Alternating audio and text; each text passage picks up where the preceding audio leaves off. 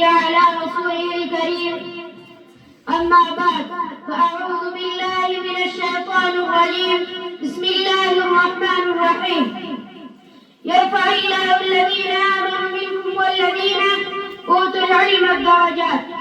وقال النبي صلى الله عليه وسلم: من سلك طريقا يلتمس فيه علما سهل الله له به طريقا إلى الجنة. أو كما قال عليه الصلاة والسلام. محترم أستاذانه أزماء دحمشان ملقرو، السلام عليكم ورحمة الله وبركاته. زن أستاذ فولادي دعيلك فزيلت آلات معروضات بشكول قرم. محترم أريدكم دعيلك معنا دفجندن.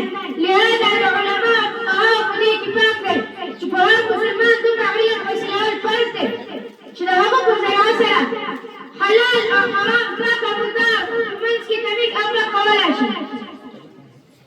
الحضور صلى الله عليه وسلم فرمى: طلب العلم فريضة على كل مسلم. تعالى تلقى الفقهاء مسلمان بعد الفرز. محترم أريدكم علم ده السيزن شلهمكم زي عسرة لإنسان أو حيوان منسكي فاك ولا شيء. علم هذا دولته يكون واجب آدم عليه الصلاة والسلام موجود الملائكة جدا. علم هذا دولته يكون واجب مخلوق عبوده ومعبوده مخلوق خالق عبوده ومعبود فالنجدكي. الله تعالى في القرآن الكريم فرمى: قل هل يستوي الذين يعلمون والذين لا يعلمون إنما يتذكر أولو الألباب. تعالى قال أو خلق أو كما خلق سيجعل نشتا يسكن لهم نسبها كده. بل حدث مبارك العزيز كم صلاة العلم لا إبداكي الله جل جلاله الجنة لا أسانوي. بل حدث مبارك العزيز